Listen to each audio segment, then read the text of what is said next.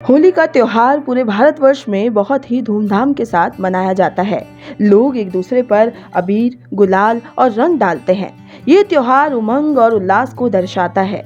प्रत्येक वर्ष फाल्गुन मास की पूर्णिमा तिथि को होलिका दहन किया जाता है और उसके अगले दिन कृष्ण पक्ष की प्रतिपदा तिथि को रंग वाली होली मनाई जाती है।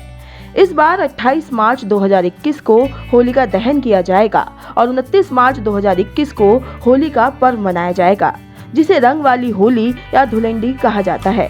लेकिन क्या आपको पता है कि रंग वाली होली को धुलेंडी क्यों कहते हैं और ये परंपरा कब से शुरू हुई? होलिका दहन के अगले दिन धुलेंडी मनाई जाती है।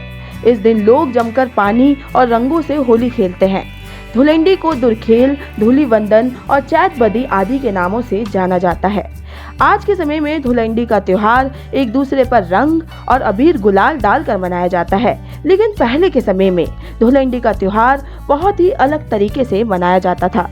उसी परंपरा के नाम पर इस दिन को धुलेंडी कहा जाता है। पौराणिक मान्यताओं के अनुसार त्रेता युग के आरंभ में भगवान विष्णु ने धूलिवंदन किया था। तभी से इस दिन धूलिवंदन यानी एक दूसरे पर धूल लगाने की परंपरा शुरू हुई।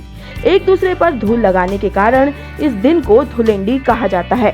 पुराने समय में लोग जब एक दूसरे पर धूल लगाते थे तो उसे धूली स्नान कहा जाता था। आज भी कुछ जगहों पर, खास तौर पर गाँव में, लोग एक दूसरे पर धूल आदि लगाते हैं।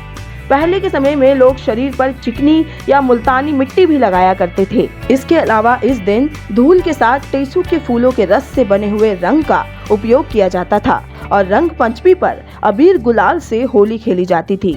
वर्तमान समय में धुलेंडी का रूप बदल गया है। लोग इस दिन भी रंग पंचमी के उत्सव की तरह ही रंगों से उत्सव मनाते हैं।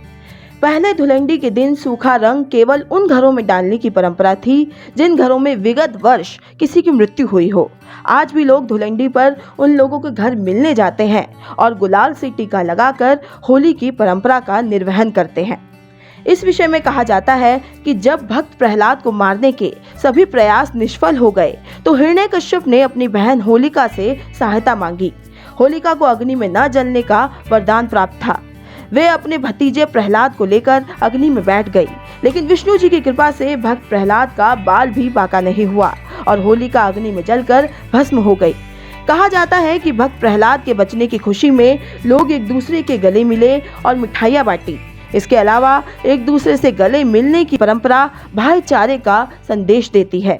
News desk, action India TV.